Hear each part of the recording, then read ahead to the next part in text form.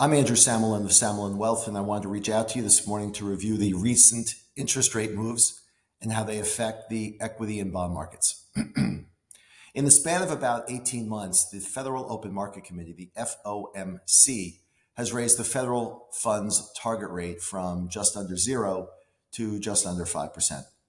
And this unprecedented move has caused extraordinary pressure in fixed income and stock markets alike. But why?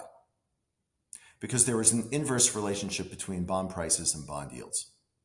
As bond yields go up, prices go down. And when bond yields go down, prices go up.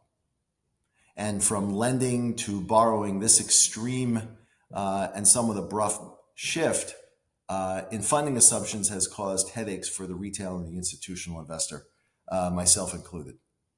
So why did they move so fast? And what is their goal? Well, the reason why they moved so fast is because during the COVID era, the government had floated roughly $10 trillion in various programs to assist the economy, and it worked. But when too much capital chases too few goods, there's an inflationary effect. As a matter of fact, inflation peaked in July of 2022 of roughly 9%. But ever since interest rates had gone from nearly 0 to 5%, it has curtailed it somewhat. It's now down to 4, and the government's target is 2. So clearly, interest rates are muting economic activity, but you might be asking, are we out of the woods yet?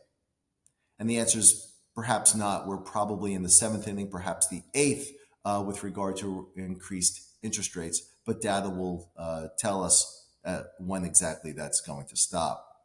So we might have a bit more to go, but 2024 is going to look different for sure than 2023. So you've seen what interest rates could do when they go higher as quickly as they have. Some of the negatives include, investment statements. Like everyone else's, there's been a headwind for sure, because that's what higher interest rates do. The gains in the first 6 to 9 months of this year have been curtailed somewhat. Why? Markets have adjusted to these new higher rates. And 3, dividend-facing instruments like REITs and utilities and other conservative instruments that do throw off high levels of cash are also affected. And this is after a tough 2022. But are there any positives out of this? Well, the answer is yes. And they're pretty substantial too, and they're long-lasting. It's much easier to fund a retirement and other cash flow goals when interest rates are higher. Imagine walking to the bank and saying, okay, let's purchase a CD. I'm a very conservative investor. And the teller, as well-meaning as he or she might be, says, okay, it's 0.2%.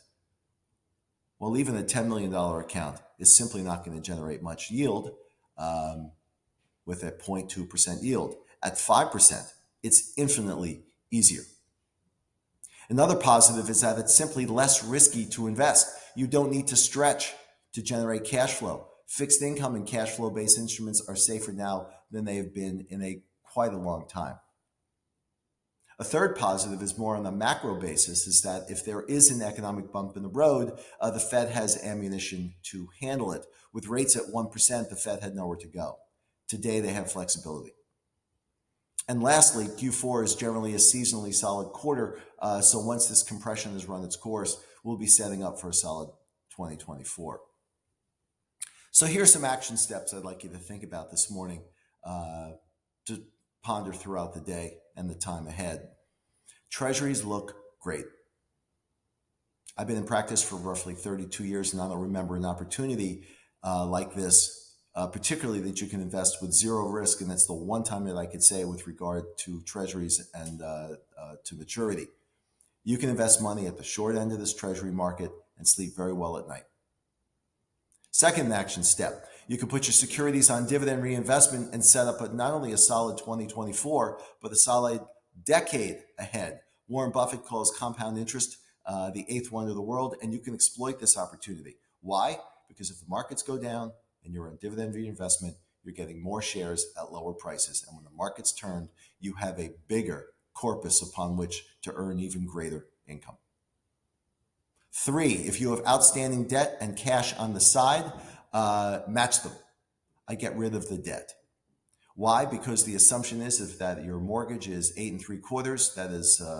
That's going to stand there for 30 years. It is extremely difficult to earn use the term guarantee, but it's extremely difficult to year after year earn 8 3/4%. So why not just guarantee yourself by not installing that debt? Same thing goes for credit cards. If you have a 19% interest rate on some of those credit cards, you can remove them today.